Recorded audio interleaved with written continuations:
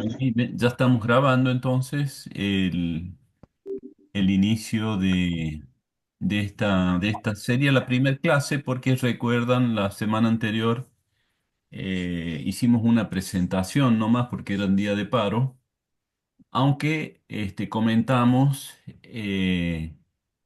comentamos las cuestiones básicas, sobre todo del punto de vista operativo, de lo que era necesario considerar. Acá Candela Baigorria me vuelve a pedir e insistir con permiso para grabar. Acabo de mencionar que las grabaciones están disponibles en el canal de YouTube de Sociología, Psicología. Así que allí tienen las grabaciones. Bueno, entonces en esa primer clase nosotros planteamos las cosas básicas como la importancia del aula virtual, una herramienta fundamental porque nosotros trabajamos mucho, nos apoyamos mucho en el aula. Allí ustedes tienen material, tienen actividades, por ejemplo, de los trabajos prácticos que deben subir al aula virtual. Hay instancias de entrega de trabajos que se hacen en el aula virtual. Y bueno, y como esta modalidad de la teoría es también virtual, allí tienen enlaces también a las clases teóricas, hay enlaces a la bibliografía, está la bibliografía allí, están los PowerPoint que nosotros nos apoyamos para dar la clase, lo cual el aula virtual es una herramienta fundamental. También comentamos que tenemos un Facebook, que sé que ustedes no los usan mucho, pero esencialmente lo usamos como canal de consulta. Cuando tengan algún tipo de dudas, pueden apelar a él por la rapidez que tiene, la inmediatez de poder conectarnos con esa otra vía. También mencionamos que el espacio físico nuestro está en el cuarto bloque, en el segundo piso, oficina 63. Bueno, así que eso y algunas otras cosas más dijimos. Eh, Remarcamos en estos momentos algunos consejos, ¿no? Un consejo es, no dejen para mañana lo que puedan hacer hoy, ¿no? O sea, asistan a las teorías, porque la asistencia a la teoría les ayuda a repasar y poder después rendir y aprobar la asignatura. Porque lo que nosotros hacemos en la teoría es una síntesis de materiales escritos por autores que, por supuesto, es mucho más breve lo que nosotros mencionamos que lo que está escrito en un texto. Claro que lo ideal es asistir a la teoría y después leer el material, ¿cierto? Ahí hay un eco que les pido, ¿cierto? Silenciarse y bueno, se desmutean para hablar, pero si no van a pedir la palabra, nos silenciamos. Entonces, la asistencia a la teoría es importante, y otro consejo ahí es si pueden tomar nota, porque si esto se ha probado que tomar nota es una ayuda a memoria muy interesante que facilita mucho después el estudio, porque lo que uno toma nota, primero que uno se obliga a estar atento, a tratar de sintetizar la idea, y cuando uno repasa esas notas, se evocan el momento presencial en que se tomó la nota. Ya está probado que es un excelente método de estudio tomar Estaba para nota. hacerte chape justo. Miriam, muteate, Miriam. Bueno. Entonces, asistir a teoría, tomar nota, como básico, ¿cierto? Luego, luego de ello, Si leen el material de soporte, mucho mejor, ¿eh? Pero lo imprescindible tiene que ver con esto. También decíamos que es importante lo de esto de no dejar para mañana lo que se puede hacer hoy, porque las evaluaciones en primera instancia son más accesibles que las instancias de recuperación. Cuando tomamos un recuperatorio, generalmente elevamos la nota de aprobación y además podemos tomar cosas que no hemos dado en la teoría, sino que aparece en los textos escritos. Con lo cual aprobar se torna bastante más difícil que aprobar en primera instancia, ¿eh? O sea, premiamos la actitud de ir con el esfuerzo día a día siguiendo la materia. Por más que a veces aparezca la evaluación teórica sobre el final del cuatrimestre, y entonces, bueno, hay un tiempo allí que ustedes pueden postergar para ponerse a estudiar. Eso no lo aconsejamos.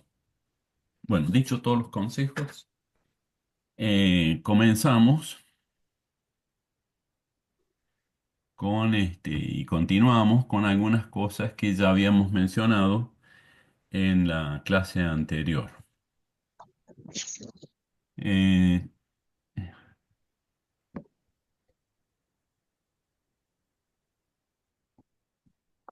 ¿Se ve el PowerPoint este? Sí, ¿no? Sí, se ve perfecto, Sí, se Carlos. ve.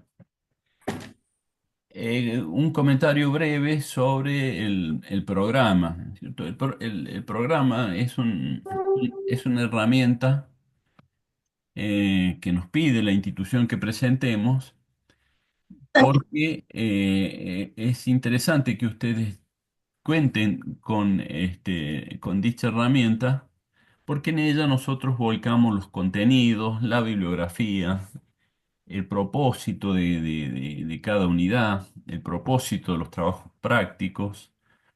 Este, Además les sirve para saber por dónde estamos yendo, qué es lo que se ha dado, qué es lo que sigue. Es decir, es una herramienta interesante, una ayuda de los estudiantes, que siempre es bueno tener a mano. El programa es mucho más que esto es simplemente un comentario de las unidades temáticas que ahí hemos puesto, pero es un documento que, como les digo, tiene bibliografía, tiene objetivos, tiene fundamentos, es más amplio. Pero lo que ahora les voy a comentar es simplemente los ejes, los grandes temas que conforman la unidad del programa. Bueno, como saben también, creo que todos saben, esta materia es anual, o sea, vamos a terminar de dar a final de año, con lo cual tenemos un tiempo importante para dedicarle a la misma y por lo tanto un programa tiene muchos temas, muchas unidades, ¿no? Son 7 unidades que generalmente vemos las 3 primeras en el primer cuatrimestre y las otras 4 en el segundo cuatrimestre. Bueno, ¿qué es lo que vemos en el primer cuatrimestre? Comenzamos, que hoy mismo vamos a comenzar, mostrando qué es la sociología, cuándo surge, porque tiene un momento histórico importante donde aparece, Ay, este viejo nunca lo escucho. por qué surge, qué No, este, no sé qué me pega. por qué surge la sociología, qué condiciones estaban dadas en ese momento social que contribuyeron a que apareciera esta disciplina. ¿Quiénes han sido los autores más destacados que hicieron mucho aporte conceptual a este marco teórico? Y bueno, y algunas consideraciones más como qué problemas fueron abordados, con qué perspectivas, qué teorías, qué fundamentos. Todo eso forma parte de la primera unidad, ¿m? Un bloque de conocimientos como introductorios, históricos, que nos sitúan en el plano de esta materia. La unidad 2, la que sigue, ¿cierto? En ella nosotros vemos conceptos que consideramos importantes subrayar respecto a temas y enfoques y miradas de la sociología. Cuando, cuando nosotros nos preguntamos qué es una ciencia o qué es una disciplina, siempre uno tiene que pensar, ¿cierto? Y distinguir teorías de conceptos. La teoría es un grupo de conceptos articulados más complejos, mientras que los conceptos son acotados. ¿Eh? Por ejemplo, en psicología, ustedes tienen una teoría que es el psicoanálisis. Pero dentro del psicoanálisis hay conceptos, ¿eh? El inconsciente, el subconsciente, la libido, las pulsiones, muchísimos conceptos que están relacionados entre sí, que tienen una lógica entre sí y que conforman una teoría. Bueno, esto pasa en todas las disciplinas, ¿eh? En sociología pasa lo mismo, hay conceptos que se articulan y que forman teorías. Pero en esta unidad no vamos a ver las teorías, sino que vamos a tomar un poco los conceptos un poco aislados, separados entre sí, casi como si se tratase de una especie de diccionario sociológico. De hecho, en la bibliografía, para el que quiera ampliar y fundamentar estos temas, tenemos ahí un diccionario de un autor muy destacado que se llama Anthony Giddens, que explica con mayor profundidad y explica además muchos otros conceptos claves de la sociología. Esta idea de trabajar de manera aislada los conceptos puede a veces no ser la ideal si uno terminara con eso la materia. Pero nosotros lo que vamos a ver en esta unidad, Cállense, Dios santo. lo que vamos a ver en esta unidad lo vamos a ir retomando en el marco de la teoría. O sea, si nosotros, por ejemplo, vemos un tema, un concepto como el de poder, que es una categoría importante para la sociología, después vamos a ver el poder en la teoría de Marx, vamos a ver el poder en la teoría de Weber, en la teoría de Bourdieu, y reaparece. ¿Eh? Pero hacemos una selección de los mismos porque un propósito que nosotros tenemos, por supuesto, es que de alguna manera estas categorías queden aprendidas y sean útiles tanto como ciudadanos como futuros profesionales, ¿no? Entonces, como subrayar estas categorías que tienen la posibilidad de transferirse a ejemplos de la vida cotidiana y por ello, bueno, se aplica, ¿no? Más difícil es la transferencia de una teoría a la vida cotidiana, que también, por supuesto, se puede y se debe hacer, pero es más fácil cuando uno puede utilizar y transferir una categoría acotada a un hecho o a una situación determinada. Bueno, esa es la unidad 2. La unidad 3 tiene que ver con el aporte de autores clásicos. Casi todas las ciencias tienen personalidades, pioneros muy destacados que han marcado el camino para esa ciencia. ¿Eh? Freud, por ejemplo, en la psicología, o Skinner, o Pavlov, son autores que han dejado huellas.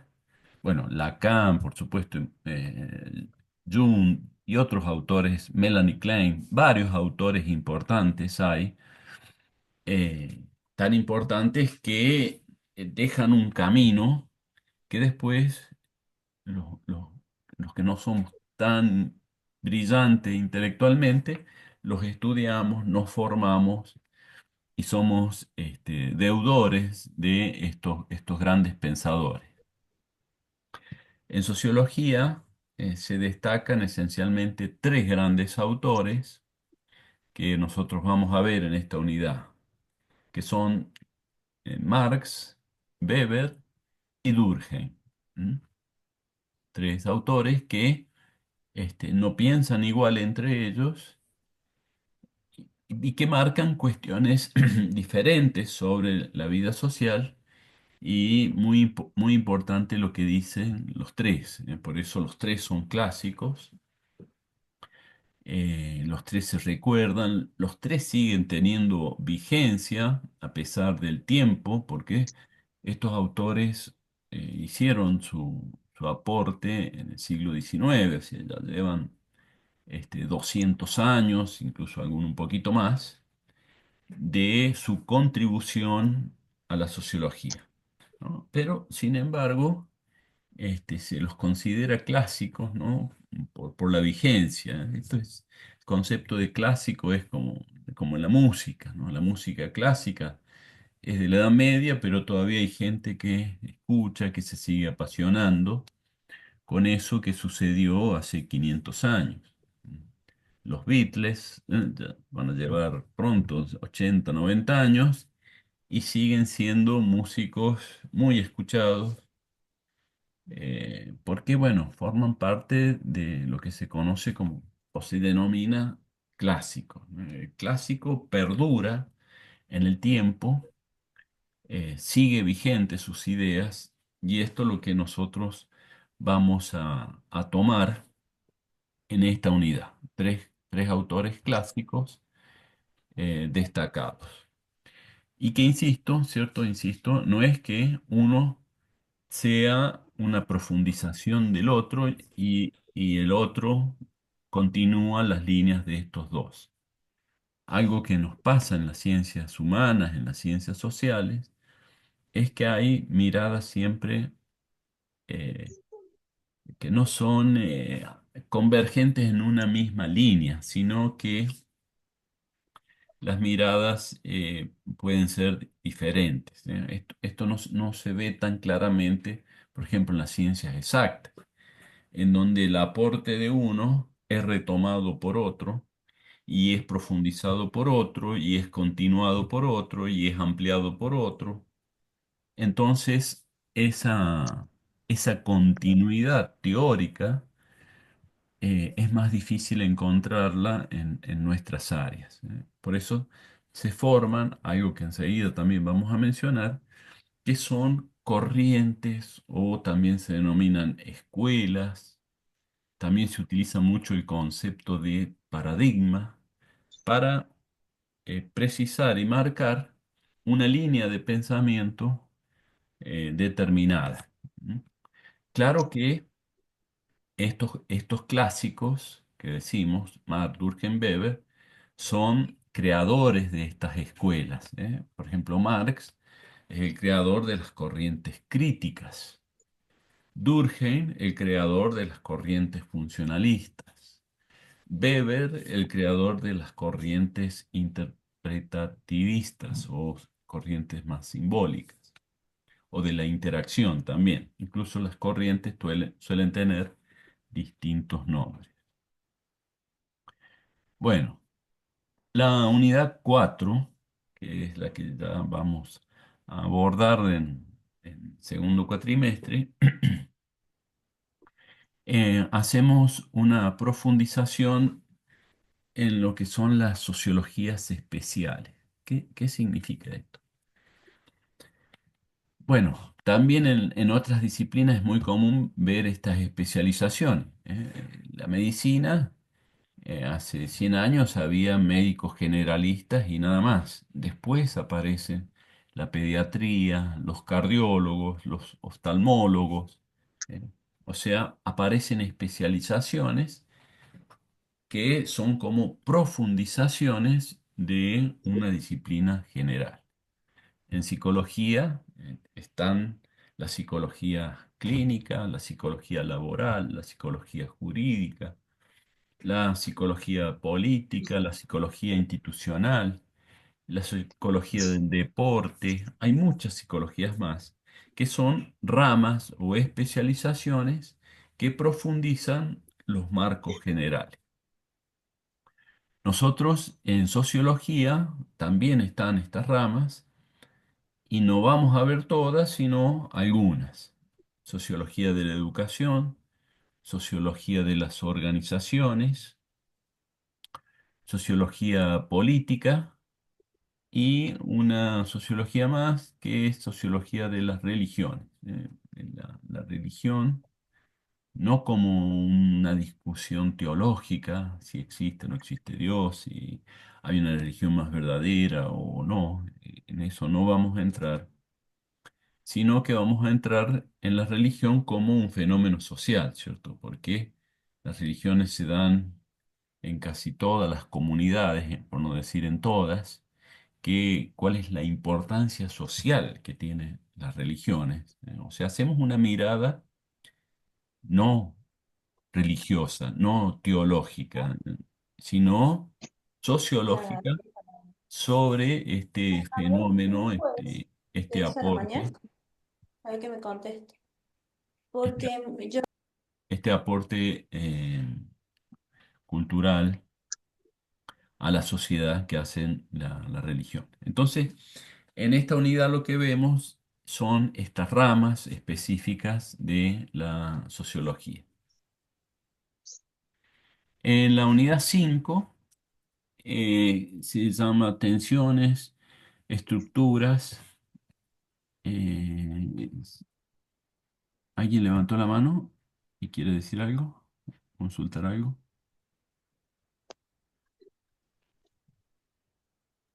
No, Carlos, no hay manos levantadas. Ah, bueno, bueno.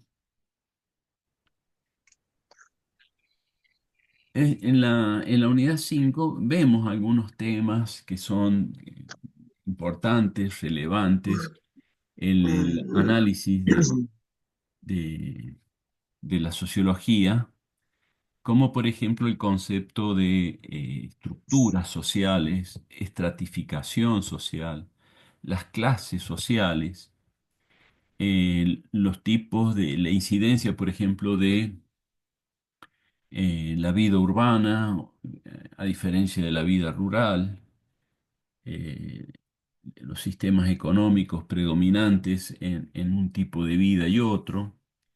eh, y un tema también muy siempre, digamos, pensado por la sociología, tiene que ver con el tema del cambio, ¿no? O sea, ¿por qué será un tema importante el cambio? Bueno, porque si nosotros pensamos un poquito, por ejemplo, somos seres vivos, que vivimos en comunidad, que vivimos en sociedad y que tenemos muchas semejanzas con otros animales, por ejemplo, ¿no? Sin embargo, si uno compara, supongamos, con las abejas, que son comunidades muy complejas, que realizan trabajos, que se dividen el trabajo entre ellas, eh, sin embargo, lo que estas comunidades hacen, eh, prácticamente lo hacen exactamente de manera idéntica que hace, no sé, 1 millón de años atrás. O sea, no hay mucha innovación, variación en su comportamiento. El ser humano, por el contrario, eh, está siempre atravesando transformaciones de manera constante, ¿no? Estas, y hay, bueno, muchas preguntas que surgen en función de pensar estos cambios, ¿no? Por ejemplo, una pregunta es si estos cambios siguen una complejidad evolutiva, es decir, si cada cambio aporta una mejora a las condiciones preexistentes, ¿no? O sea, o dicho de otro modo, si cada época nueva es mejor que la pasada. Esta es una pregunta que no es fácil de contestar, que hay corrientes que dicen que sí, que hay una evolución con el paso del tiempo, otras que dicen que no. Algo vamos a decir nosotros también, llegado el momento.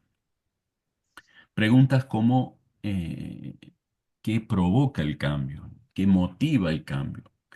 O incluso, lo que es quizás más importante, ¿qué obstaculiza el cambio? ¿Por qué hay comunidades que se resisten a cambiar?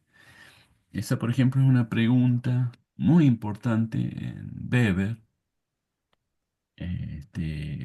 que va a partir de explicar por qué en algunas sociedades no se generan cambios. La respuesta a esa pregunta es bien importante teóricamente. Bueno, y otra cuestión en torno al cambio es el conflicto.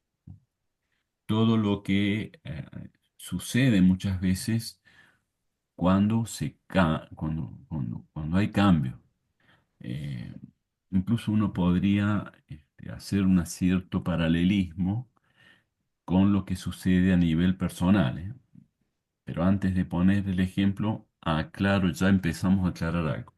No es correcto creer que la sociedad es como un gran individuo. Y lo que pasa en el individuo, a nivel general, pasa en la sociedad. Ya vamos a ver una y otra vez esta idea, pero ya que vamos a hacer un paralelismo, cabe aclarar esto. Ustedes habrán escuchado muchas veces, hay un dicho popular, ¿cierto?, que dice, más vale malo conocido que bueno por conocer. Eh, Esa frase refleja cierta resistencia que tenemos a cambiar. Eh, Nos aferramos a nuestra forma de ser, aun a sabiendas que nuestra forma de ser no es, a lo mejor es incluso autodestructiva. Sí, tenemos una adicción con el alcohol y nos cuesta muchísimo dejar esa adicción. O sabemos que en nuestra pareja no dialogamos todo lo que deberíamos dialogar, pero nos cuesta dialogar, ¿no? Entonces, no es fácil cambiar. Y si hay presión por cambiar, esa presión puede generar conflictos, tensiones. Y si suceden los cambios, por lo menos a nivel social, se suelen alterar ciertos intereses. Supongamos que un gobierno un día decide poner un impuesto importante a un sector de gente. Eso obviamente introduce un cambio económico a un grupo de personas. Bueno, es como lógico que lo que va a suceder es que esas personas se resistan, ¿eh? Que se resistan, que intenten boicotear, que se organicen para que eso no suceda, que hagan presentaciones en la justicia, que hagan marchas, etcétera, ¿eh? ¿Por qué? Porque eso ha implicado un cambio en sus ingresos y seguramente en parte de su estilo de vida, ¿no? No sucede lo mismo cuando ya, supongamos, hablando en términos de impuestos, ¿cierto? Un impuesto que nosotros conocemos desde hace muchísimo tiempo es el IVA, impuesto al valor agregado. Cuando se puso el IVA por primera vez, ustedes ni habían nacido, yo sí me acuerdo, bueno, generó mucha resistencia en la gente, pero ya está como aceptado que forma parte de un impuesto que hay que pagar y no hay presentaciones judiciales, ni marchas contra el IVA, ni nada, ¿cierto? Se acepta. Pero al principio, cuando sucede un cambio, hay conflictos, hay tensiones, hay resistencia. Entonces, bueno, es un tema también que nosotros vamos a trabajar y abordar en el marco de esta unidad. Otra unidad, la unidad 6 vamos a ver acá dos corrientes, dos autores ya más modernos. Este, nos, los clásicos, como les dije, los clásicos tienen 200 años. Acá lo que vamos a ver, uno es Norberto Elías y otro Pierre Bourdieu, son autores del siglo pasado. Uno murió hace 20, 30 años y el otro un poco más. Eh, Sus teorías tienen vigencia, son muy utilizadas en los análisis contemporáneos, por más que no estén vivos en la actualidad, pero sí son aportes que enriquecen a los clásicos, ¿no? Aportes más contemporáneos, más nuevos, que complementan y que ayudan a entender lo que pasa. Estos dos autores, Norberto Elías y Pierre Bourdieu, los vamos a reforzar en las actividades prácticas. Pronto nomás vamos a empezar con Norberto Elías, por más que esté en la unidad esta, unidad que vamos a profundizar casi al final, incluso del segundo cuatrimestre, vamos por lo menos a Norberto Elías adelantar algunas cosas en clases próximas para que exista una cierta sintonía entre la teoría con la actividad práctica, ¿no? Que al poder verlo conmigo y verlo con los profes de los prácticos y con actividades, bueno, se pueda conceptualizar, entender en mayor profundidad este planteo, ¿no? Norberto Elías no es complejo de comprender, quizás sea un poquito más difícil Bourdieu, pero al menos lo que nosotros vamos a plantear de este ¿Qué autor, es? lo que nosotros, ¿Bourdieu o Bourdieu? Ni idea. es un autor francés, eh, no sé cómo se pronunciará con perfección, Bourdieu, dicen algunos, Bourdieu, decimos los argentinos. Eh, Ahí, acá está escrito, ¿no? Bourdieu se escribe. Claramente no se pronuncia Bourdieu, ¿eh? Bourdieu. Bourdieu es lo que uno más escucha, cómo se pronuncia. Pero habría que escuchar a un francés cómo lo pronuncia para, para tener una mayor precisión. Eh, el Norberto Elías es inglés, eh, aunque parece un nombre español, pero su trabajo se realiza en Inglaterra. Bueno, y la última unidad, y con esto terminamos la presentación del programa, tiene que ver con hacer una mirada sobre lo que pasa en la actualidad, desde el punto de vista social. ¿Qué nos está pasando? No solo a los argentinos, sino en el mundo en estos momentos. Sobre todo algunos aspectos que a nosotros nos interesa subrayar, ¿cierto? Porque obviamente que suceden muchas cosas.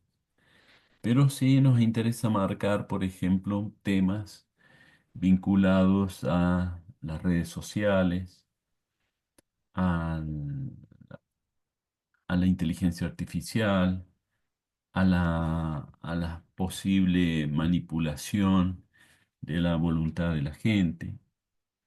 Y, y bueno, todo eso lo vamos a desarrollar sobre el final de cuatrimestre. Aprovecho Me porque está llegando la Ahí está, ahí está. como esto Ya te lo, tiene que dejar. No, está grabando la clase, parece. Sí. como esto lo vamos a ver más adelante, y ahora hay una película en Netflix interesante que posiblemente retomemos sobre el final del cuatrimestre. Quien tenga Netflix o si pueda juntar con alguien que tenga Netflix, Les recomiendo ver una película a lo mejor alguno ya la ha visto, ¿no? Adolescencia se llama, que sucede en Inglaterra, con un chico adolescente y que lo que pasa tiene mucho que ver con el tema de las redes y que hay cuestiones bien contemporáneas que nos están pasando a nosotros, pero que pasan también en otros lados. Por eso digo, no, lo que nos pasa a nosotros no es, mm, no solo sucede en Argentina, está sucediendo en muchos lugares. En esa película adolescente aparecen problemáticas eh, que a nosotros nos interesa reflexionar, ¿no? Bueno, una de estas es la incidencia de las redes sociales, cierta cultura de violencia que está creciendo, la problemática de los adolescentes que buscan distinguirse de la cultura adulta, cómo las redes contribuyen, brindan herramientas. Ahí aparece el tema de los emojis, ¿cierto? Con significados cada uno especiales. Un corazón de un color significa una cosa, un corazón de otro color significa otra, y un corazón de otro color significa otra. Hay palabras propias, específicas que se utilizan, que, como se puede ver incluso en la película, los adultos no entendemos nada de lo que pasa allí, pero bueno, es uno de los efectos buscados por estas subculturas de generar una comprensión acotada del grupo, nada más, ¿cierto? Como un elemento de identidad y de integración de ellos. Bueno, pero toda la problemática que pasa ahí, que se mezcla también con algo muy contemporáneo, que es cierta reconfiguración de la relación de poder entre el hombre y la mujer, lo masculino y lo femenino, y las identidades de género.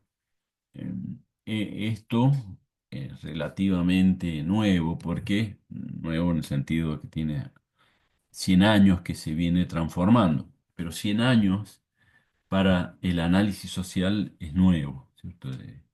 100 años son a lo mejor dos generaciones desde el punto de vista personal, pero 100 años para una sociedad, para una civilización, no es nada. Este cambio de roles asignados al hombre y a la mujer se vienen transformando cada vez de una manera más profunda. Y en la película aparece esto, aparece también como una especie de contracultura, como una reacción de los masculinos hacia este derecho de las mujeres de igualdad. Sobre todo acá aparece como una impugnación de los varones a ser elegidos por las mujeres, ¿no? Siempre eso fue al revés, era el hombre el que elegía y la mujer, bueno, tenía que aceptar ser o no ser elegida. Bueno, entonces, ¿por qué le recomiendo ahora esta película? Y porque cuando veamos el tema, a lo mejor ya no está más en cartelera. Así que véanla, recuérdenla y más adelante la vamos a analizar. Bueno, entonces esto respecto a la unidad uno, eh, vamos vamos a ver ahora, vamos a empezar a ver otra cosa.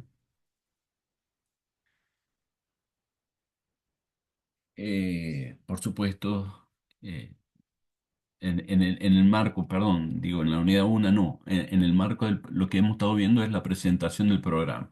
Lo último que dijimos era la unidad 7. Ahora continuamos, ¿cierto? Profundizando y ya entrándonos en el tema de la primera unidad, ¿eh? qué es la sociología, por qué la sociología, sus corrientes, su historia, sus fundadores, hasta el mismo término sociología vamos a comentar. Pero lo primero que uno se puede, y ustedes seguramente se habrán preguntado, es que qué aporte puede hacer la sociología a la carrera de ustedes, a la psicología. Porque uno de los objetivos que nosotros tenemos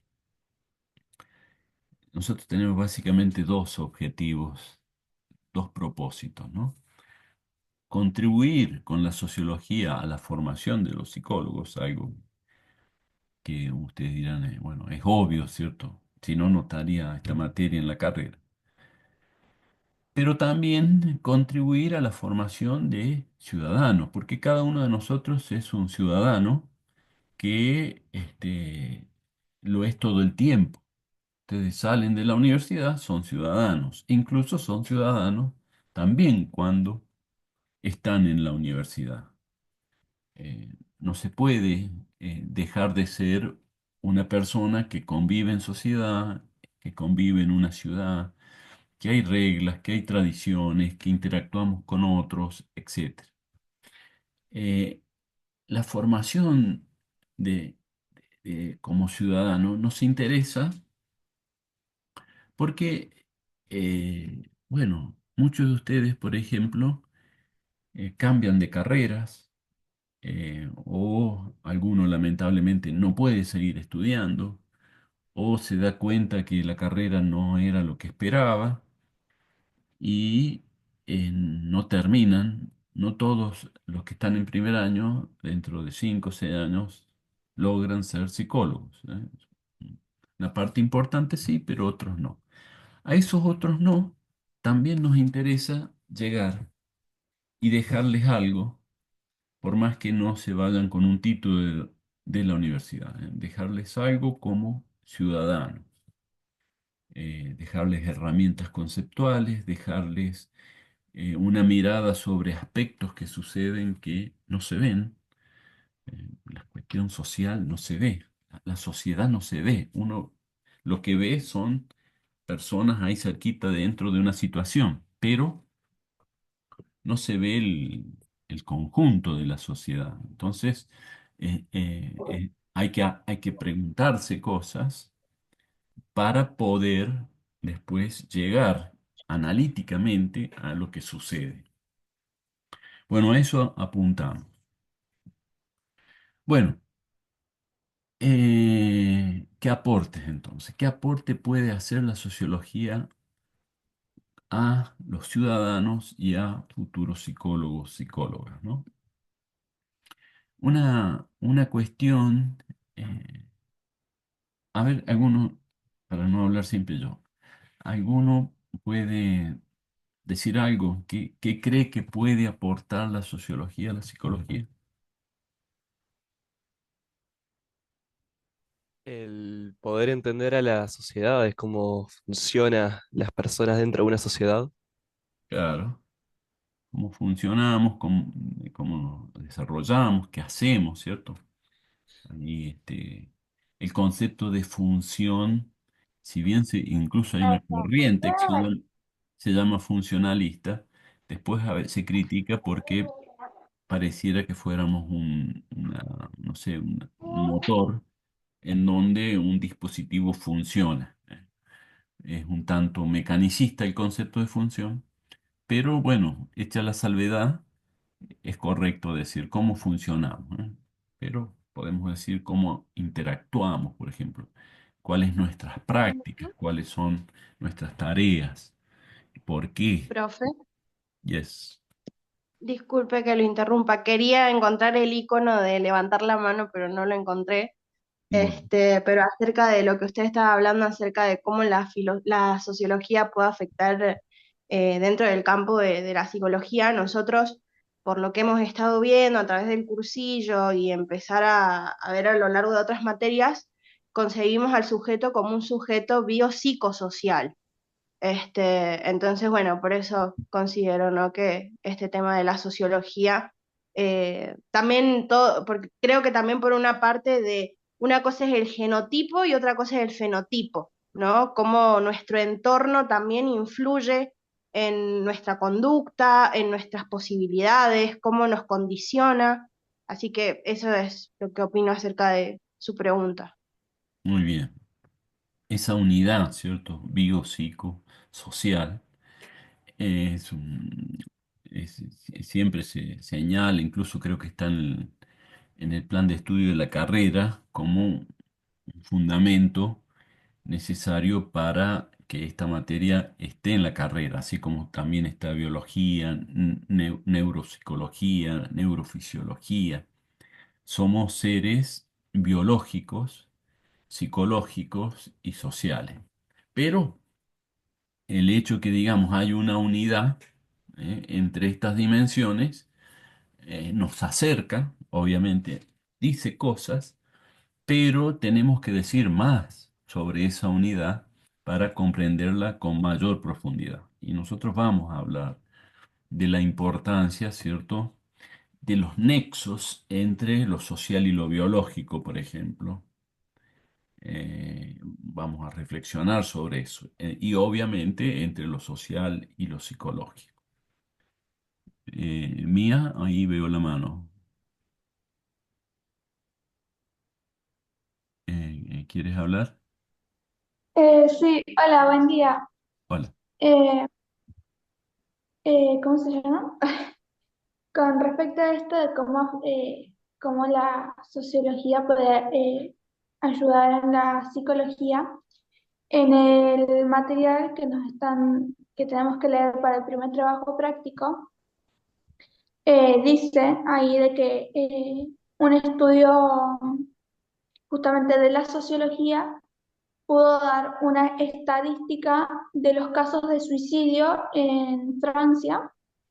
Entonces, justamente decía que los casos de suicidio se daban más entre hombres, hombres solteros, adinerados, más que en mujeres, personas de clase baja o entre casados. Entonces, esas estadísticas que aportan los sociólogos ayudan mucho a entender también estos casos así de suicidio o también puede ser de las personas con ansiedad o muchas cosas que hoy en día también se ven, pero obviamente en otro contexto social. Claro. Sí, porque ese trabajo que estás mencionando es un trabajo clásico que tiene muchos años, que lo vamos a ver nosotros también, pero que es muy buen ejemplo para marcar, ¿cierto?, esa incidencia entre lo social con lo personal. Acá me aparece el nombre del teléfono, Motorola, pero bueno, no sé cómo se llamará la persona. Está levantando la mano. Sí, ¿quieres comentar algo?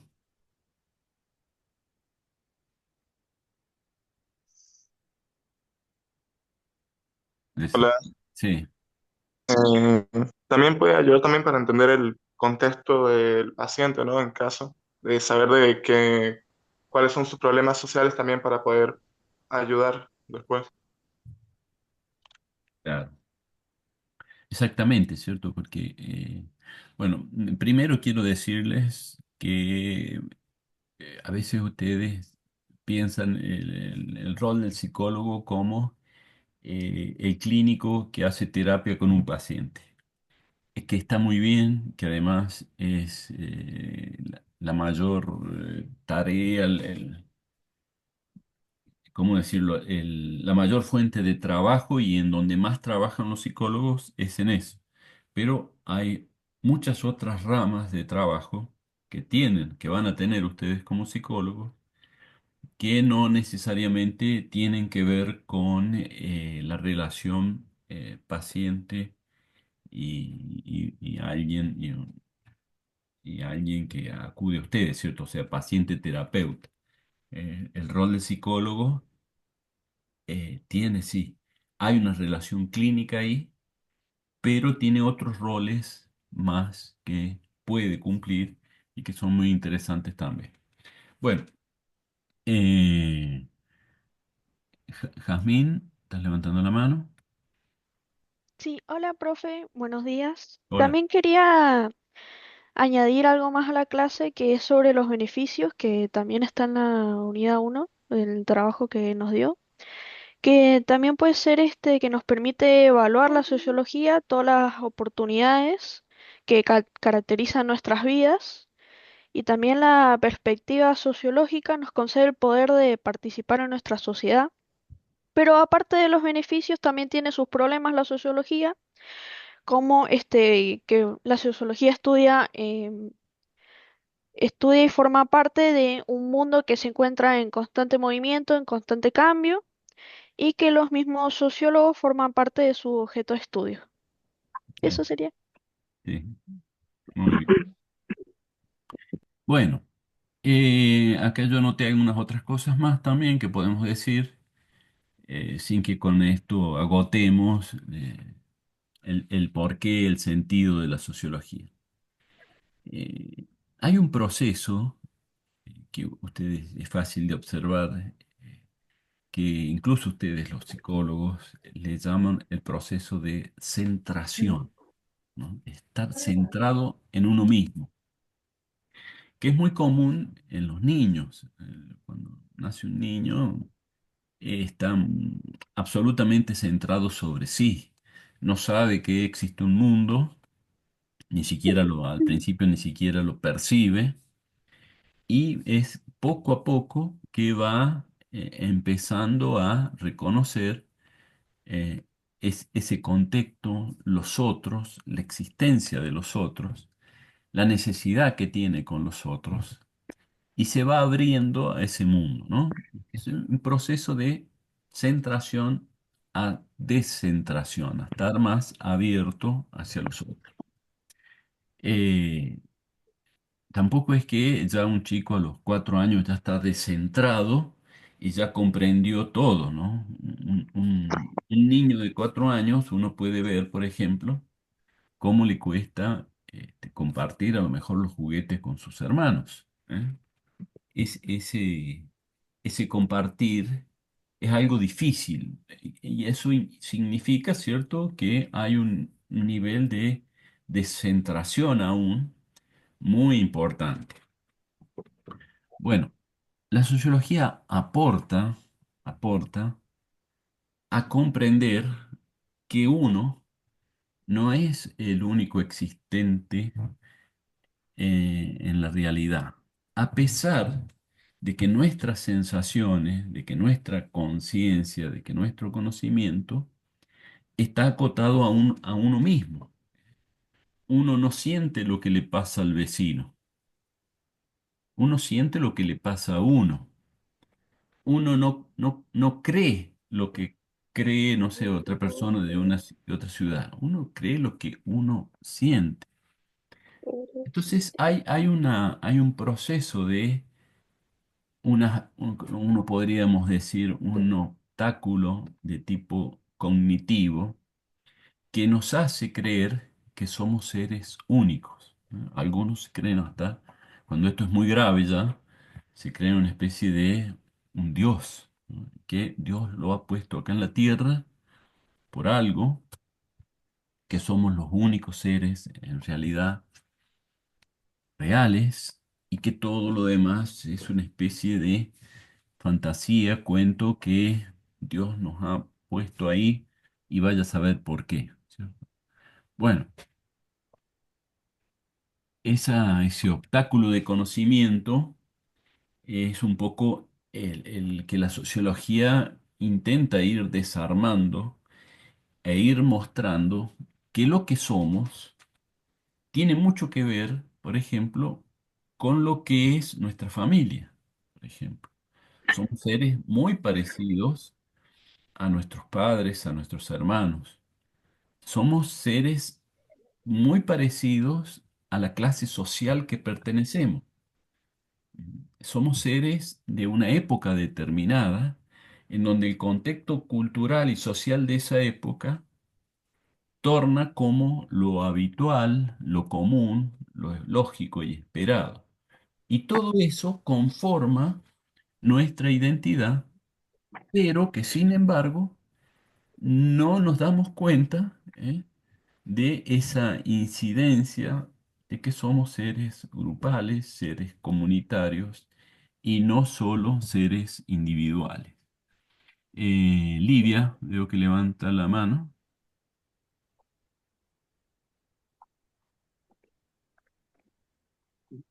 Sí, buenos días, profesor. Hola.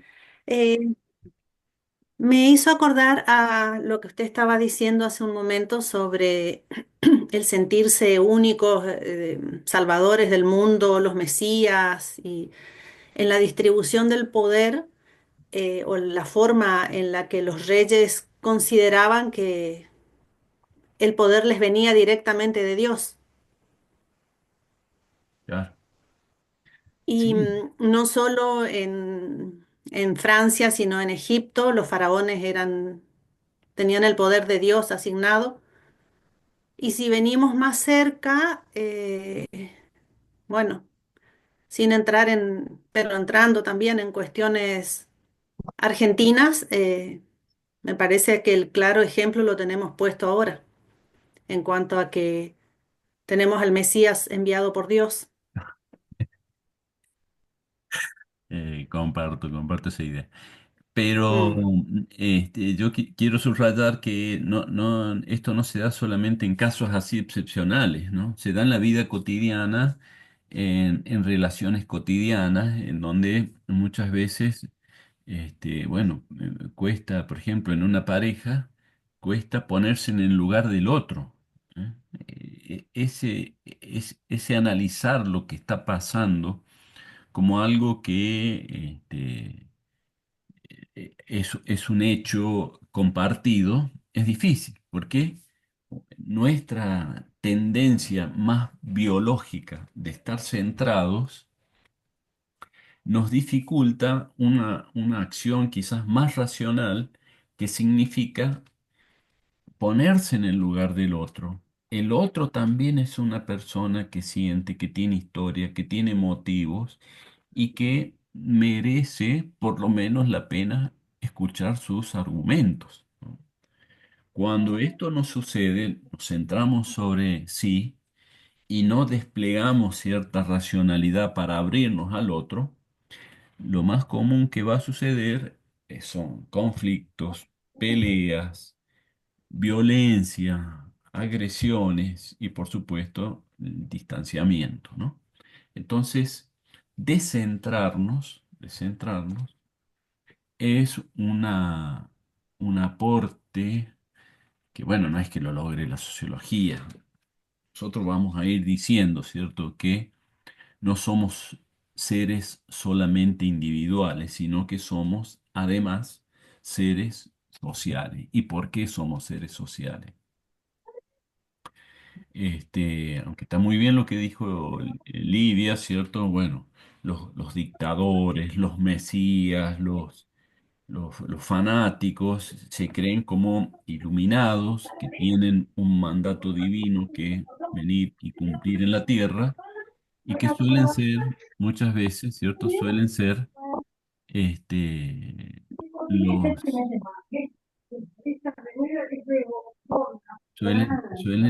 cometer, por supuesto, muchos errores, porque nadie es un iluminado. La mejor forma de tomar decisiones es compartirla, escuchar los argumentos de otros y de ese modo decidir. Bueno, otra cuestión eh, es darnos cuenta, ¿cierto? La sociología va a aportar una idea que ha estado siempre muy presente durante muchos años en la filosofía, por ejemplo, que es la creencia de que la sociedad, que cuando se pregunta qué es la sociedad se la piensa como la suma de individuos. Es un conjunto de individuos hacen a la sociedad. Eso, seguramente muchos de ustedes lo piensan así, se ha pensado así durante mucho tiempo, pero desde que surge la sociología, viene aportando cosas que van a reforzar una idea. ¿La idea cuál es? Que la sociedad tiene su propia especificidad, genera cuestiones propias que no son producto de la suma de los individuos, sino que son cosas que surgen y que se mantienen porque existe la sociedad. Voy a poner un ejemplo para que se entienda, ¿no? Una escuela es una institución que está compuesta, ¿cierto?, por alumnos, por docentes, por directivos, por personas concretas, con nombres concretos, que está en un lugar concreto, en una época puntual, y que uno puede decir, bueno, esa escuela es la suma de estas personas que van todos los días a trabajar ahí, a estudiar. Está bien, pero hay que pensar que, por ejemplo, esa escuela puede tener 200, 300 años de existencia, con lo cual la escuela persiste a pesar de que sus alumnos estuvieron 5 años o 7 años o 10 años. Sus docentes estuvieron 15 años, 20 años, 30 años. Sin embargo, la institución tiene cierta autonomía de las personas que van allí día a día a trabajar. Esta autonomía, que muchas veces hablamos de autonomía relativa, marca que se trata de una organización de tipo social. ¿Por qué decimos relativa? Y porque necesariamente tiene que ser ocupada por personas concretas.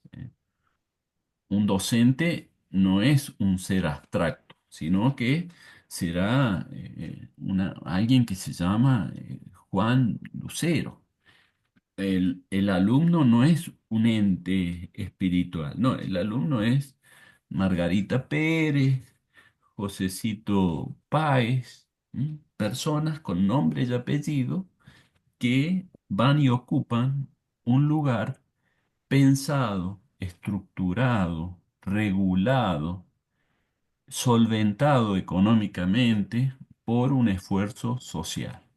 Con lo cual, vemos acá la existencia de algo, en este caso, una institución, que no es la suma de individuos, es una creación social que tiene una función social que cumplir, en este caso, enseñar, transmitir a generaciones nuevas, a los chicos, conocimientos que vienen del pasado.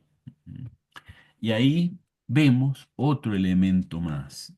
A mí el que más me gusta marcar cuando decimos que somos seres sociales,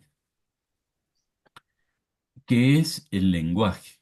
No nacemos con un lenguaje.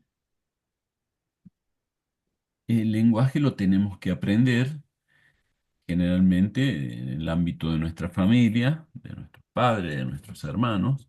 Nos van enseñando un lenguaje determinado, un lenguaje que es propio de una zona, que se ha creado hace muchos años y que en cada familia se va enseñando y transmitiendo. Ahora, ese lenguaje que surge en la familia generalmente se complementa, se enriquece en la escuela. En la escuela aparecerá, por ejemplo, la enseñanza de la lengua, de la gramática, de la literatura. Entonces se enriquece el vocabulario, se aprende reglas gramaticales, se aprende a escribir, eh, se aprenden las reglas de la escritura, se aprende a leer. Todo eso tiene miles de años y generación tras generación se va enseñando. Ahora, pensemos un segundo en la importancia que tiene el lenguaje en los procesos de interacción social. Es fundamental. O pensemos por la contraria, pensemos qué sería si no tuviéramos un lenguaje para interactuar entre nosotros. ¿Ya? Hasta pensamos con el lenguaje. Con lo cual, esto significa que pensamos a partir de construcciones sociales. Ahora, ¿qué pensamos? Puede sí tener mucho que ver con nuestra individualidad. Pero la herramienta que utiliza el pensamiento, que es el lenguaje, es una construcción social que está dentro nuestra y que se puede enriquecer, porque si fuese algo que tuviéramos al nacer, venimos ya con un lenguaje eh, predeterminado al nacer, como puede ser, por ejemplo, un lenguaje animal. Bueno, tendremos algunos códigos que son siempre los mínimos y básicos, y con eso algún tipo de interrelación se establece. Pero no, nosotros tenemos una potencialidad de ampliar muchísimo nuestro lenguaje, incluso de aprender otros idiomas.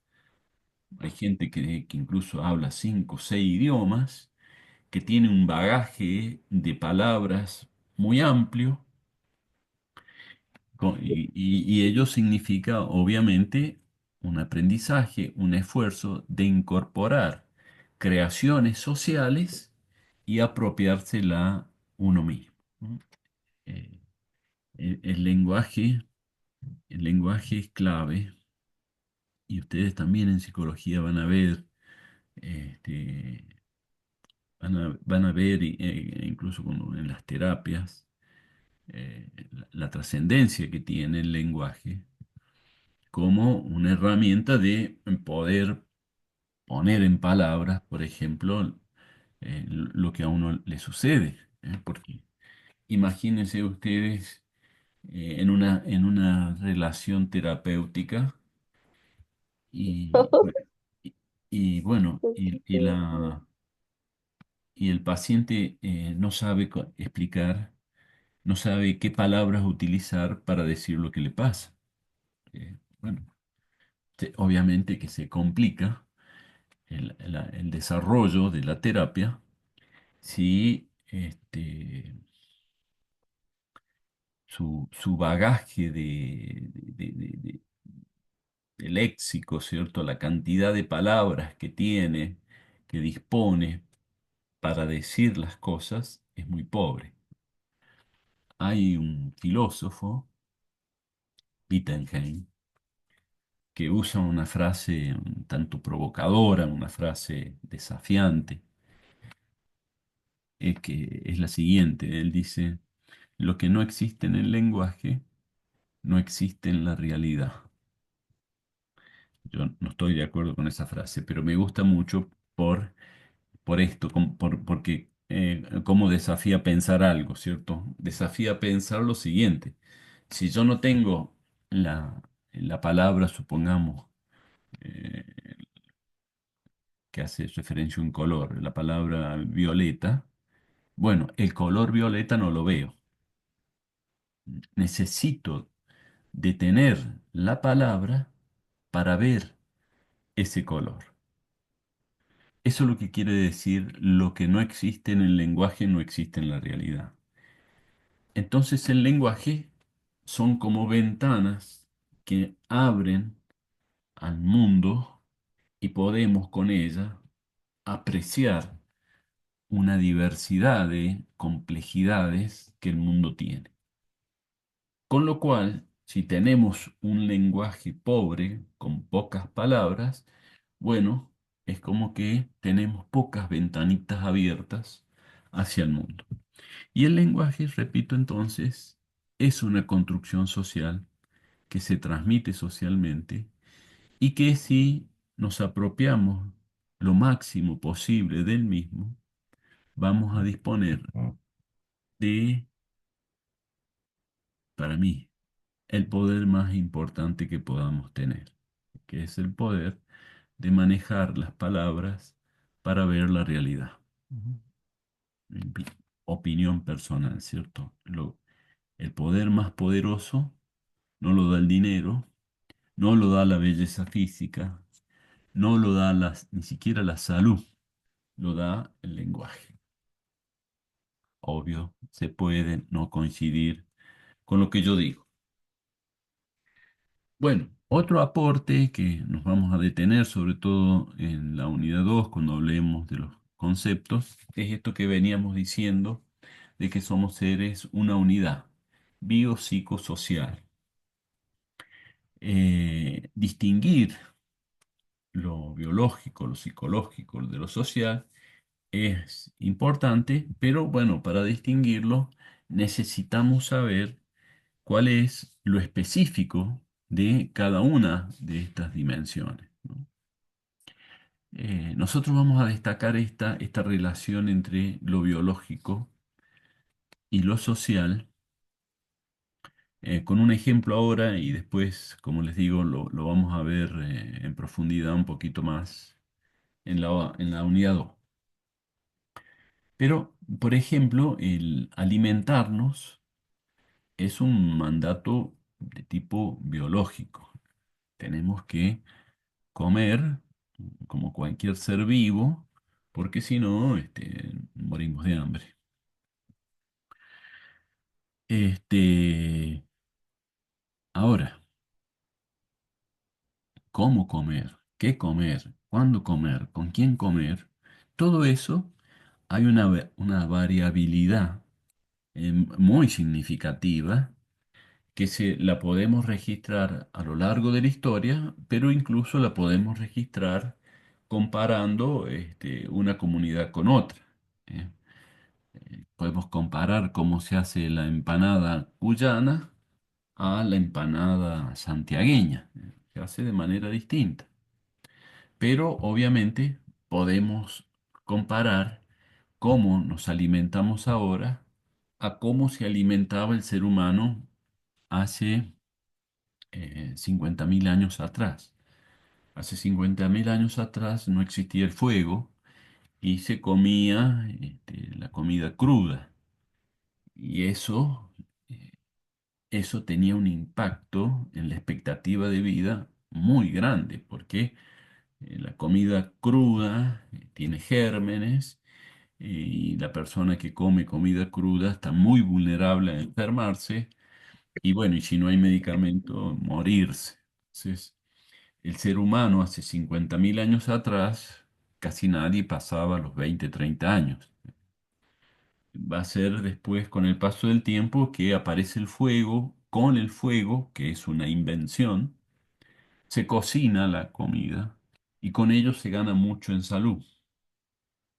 Entonces allí se da, ¿cierto?, un complemento, que esto es lo que quiero marcar, un complemento entre lo natural, alimentarnos, con un proceso de creación cultural, que en este caso es el fuego.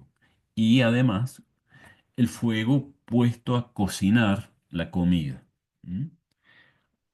No es que lo biológico sea una negación o lo social sea una negación de lo biológico. Hay generalmente complementación, en donde lo biológico opera como un soporte, como una base, y sobre esa base se monta, digamos, aprendizajes, formas de llevar a cabo esos impulsos.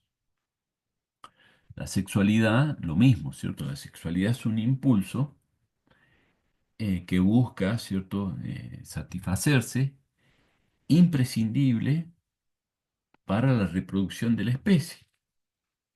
Si fuéramos un animal sin apetencia sexual, lo más probable es que desapareceríamos como especie, porque no habría reproducción.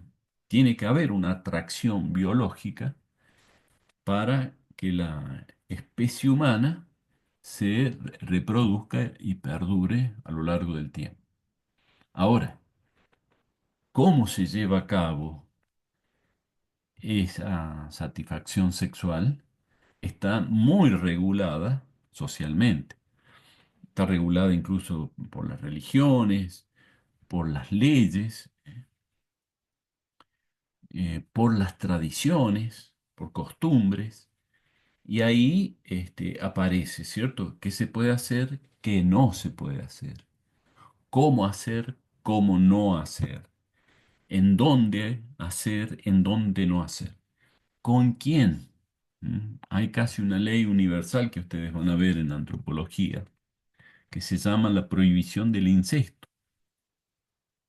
que es un mandato social, no biológico, un mandato social de no reproducirnos con personas que tenemos un lazo sanguíneo, o sea, padres, hermanos, de manera directa, ¿cierto? También esta prohibición puede llegar en algunas culturas a primos, tíos, etc. Pero entre padres y hermanos no hay prácticamente ninguna comunidad que no marque una prohibición ahí. Acá no puede haber reproducción sexual. Entonces, ahí hay un nexo, ¿cierto?, entre lo biológico con lo social importante que se complementa y que muchas veces, bueno, hay esto que estamos llamando la prohibición como una norma que encausa, ¿cierto? Las prohibiciones, el no, esto así no, es un elemento muy distintivo de lo social.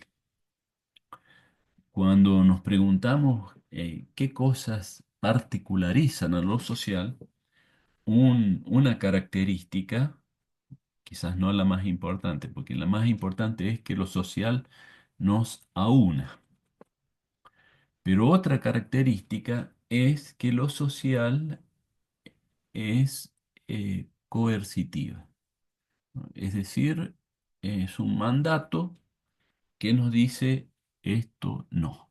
¿Mm?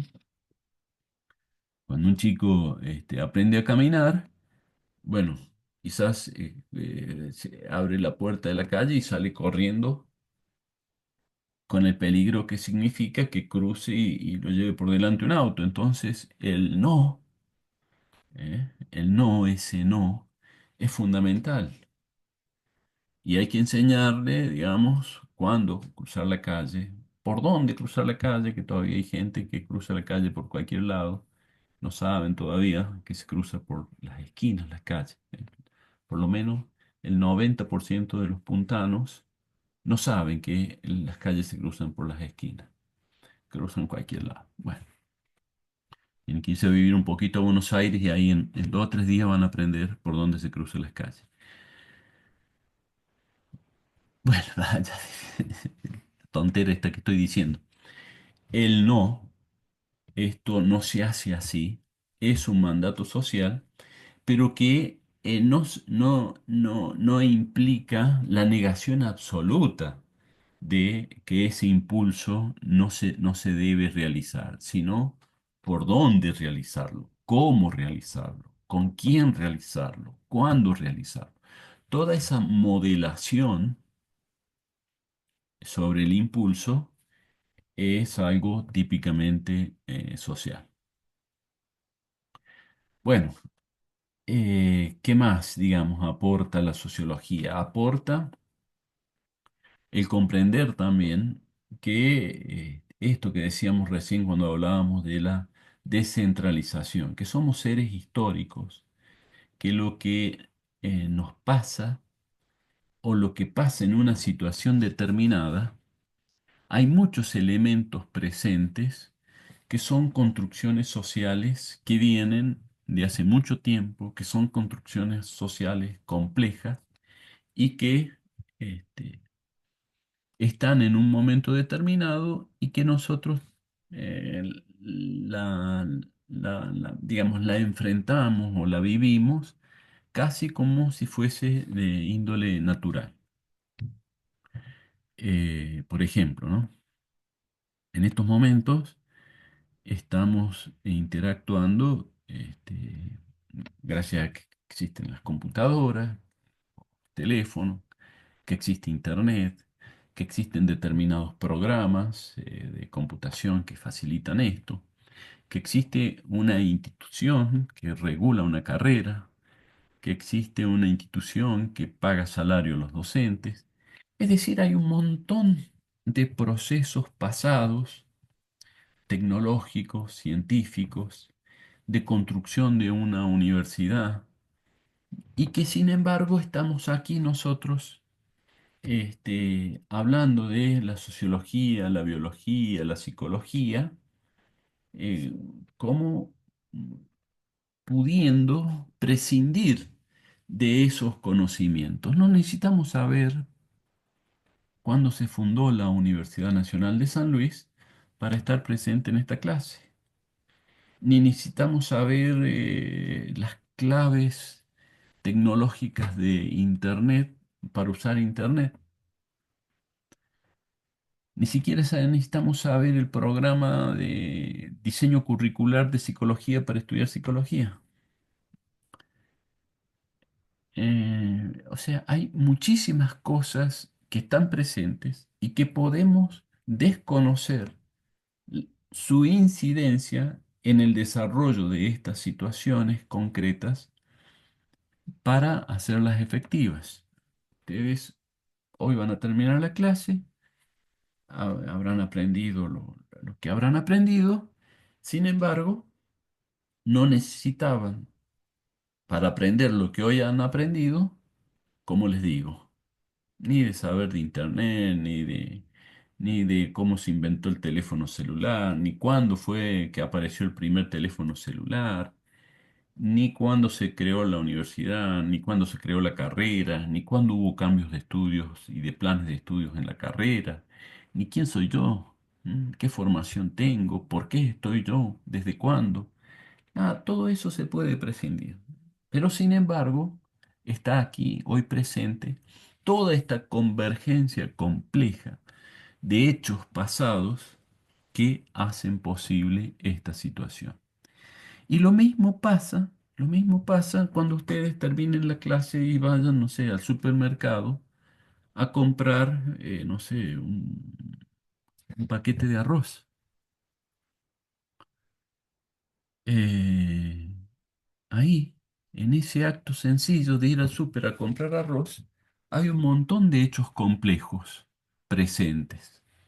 Eh, Empezando por plantar el arroz, empaquetarlo, trasladarlo de una ciudad a otra, que exista el supermercado, que lo lleven a la góndola, ustedes tener el dinero para poder pagarlo, cómo se obtiene ese dinero, que exista un cajero. Todos esos procesos están ahí presentes, que vienen desde gente que ha hecho cosas en otros momentos, pero que ustedes van al súper, compraron el arroz, un caldito y se van a la casa a cocinar. Abren el grifo de la canilla, sale agua, ¿eh? Y prenden la cocina y sale el fuego.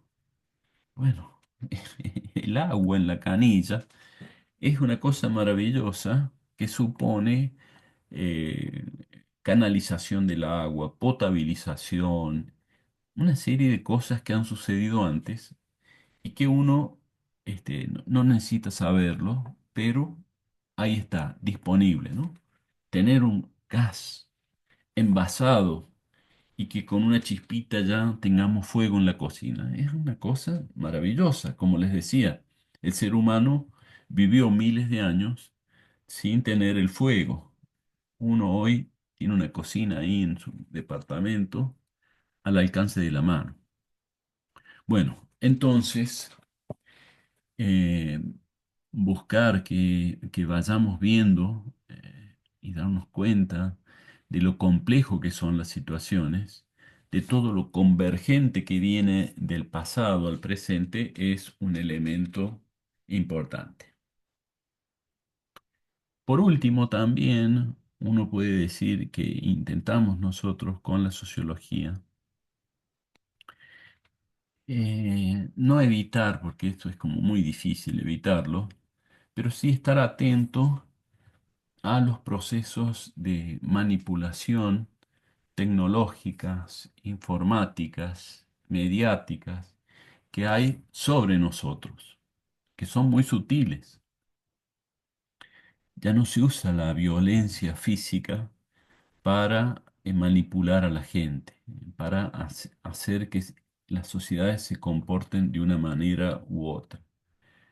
Eso era común, a lo mejor hace 50 años atrás, 70, 100 años atrás, cuando un grupo de poder quería, bueno, gobernar y encauzar a la sociedad de determinada forma, se apelaba a la violencia. Hoy se apela mucho a los medios de comunicación, a las redes sociales, a la cual incluso tenemos un vínculo adictivo con ellos y estamos todo el tiempo vinculadas a las redes y hay allí este, un cierto riesgo de que orienten nuestro modo de, más que de pensar, nuestro modo de sentir. Esto es lo que vamos a ver a fin de año vamos a ver un poco este tema, de que por supuesto nada más alejado de creer que lo que sentimos, lo sentimos porque otro nos inculcó ese sentimiento. Si hay algo que nos parece que es propiamente nuestro, es nuestro sentimiento. Por un ejemplo, ¿cierto? A mí no me gusta, no me gusta, pero para nada, escuchar el cuarteto, ¿no? Es una música que no me gusta, pero eh, y que creo que es algo casi biológico mío.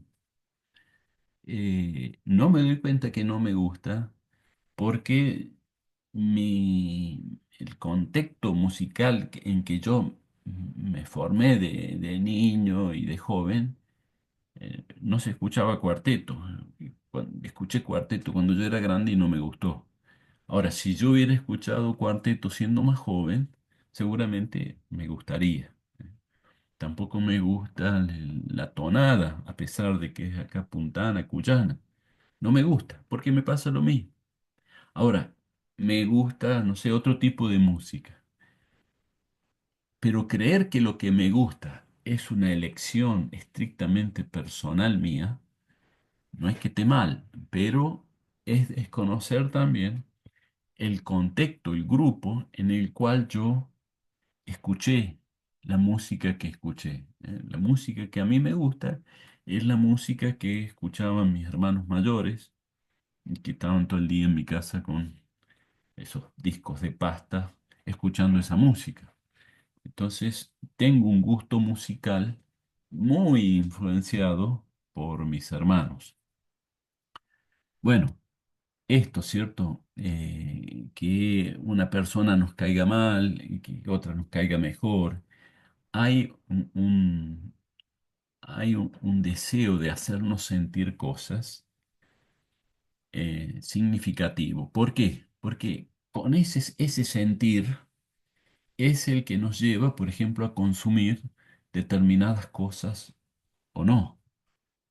Si cortarse el pelo de una manera nos hace sentir que vamos a estar al- en sintonía con un tipo de subcultura a la cual queremos pertenecer, bueno, gastamos unos pesos, vamos a una peluquería determinada y nos hacemos cortar el pelo de esa forma. Eh, si hay partidos políticos que quieren nuestro voto, bueno, nos hacen sentir emociones que le es conveniente a ese partido para que uno vote a ese partido. Es decir, cada uno de nosotros somos esencialmente dos cosas, consumidores y votantes. Y eso socialmente es muy relevante, es muy valioso. Por lo tanto, hay búsqueda de orientar tanto la votación nuestra como el consumo que hacemos con nuestros dineros. Bueno, vamos a, por último, también a decir algunas cosas acá sobre estar atento, por lo menos, a posibles manipulaciones que se dan en, en las redes sociales. Bueno, ¿qué significa, y con esto terminamos, ¿cierto? ¿Qué significa la sociología cuando surge, sus palabras? Lo primero que podemos decir que la palabra sociología es una combinación de una raíz y una terminación socio latina, que significa sociedad, logía, estudio, estudio de la sociedad, ¿no? La palabra que inventó Augusto Comte, un autor importante, un filósofo importante, que aportó a esto y que planteó la necesidad que se estudie la sociedad de una manera científica, no estudiarla eh, de manera especulativa, conversando en un café, tratando de, bueno, a ver quién dice la idea más profunda, sino que estudiar científicamente la sociedad para Augusto Comte significaba estudiarla como la física estudia los fenómenos naturales, como la biología estudia, no sé, el reino animal, como, no sé, la ingeniería estudia la construcción de un puente.